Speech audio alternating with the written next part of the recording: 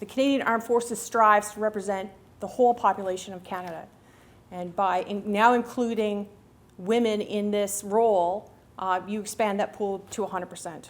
Canada is a world leader in terms of the proportion of women in its military and the areas in which they can serve.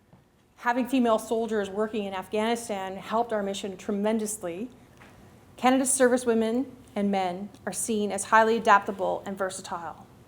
Canadian military has long been regarded as one that punches far above its weight in joint operations. While this may sound like it is a standard clip that people will write to say, yeah, Canada's great, it's absolutely true. When I was in Afghanistan and working with the Americans, they often tried to recruit Canadians to come work as a civilian because they recognized the reputation that we had, the reputation that this flag carries, and the ability to show respect, to work with professionalism, to work diligently, and to get the job done. Being in this uniform and performing to the best of your ability is what matters.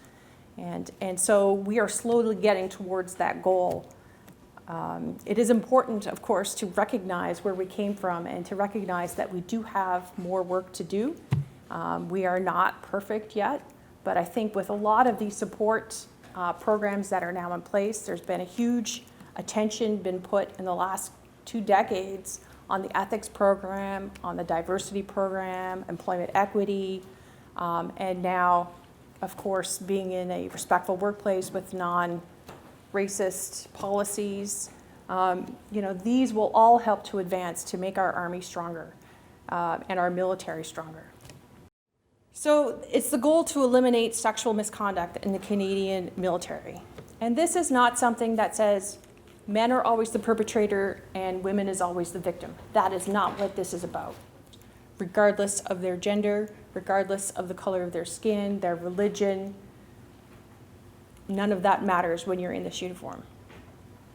It will permeate through all of the policies that we have, all of the doctrine that gets rewritten, to ensure that as we go forward, that written base, that legal base, that order continues to be perpetuated. And when it's continually perpetuated, that's how you can change people's behavior and culture. Be that bystander and to speak up if you see something that's not right. And know what right looks like so that you can report it if something is not happening correctly. And keep everyone accountable for their own actions. That is how we will succeed with this program.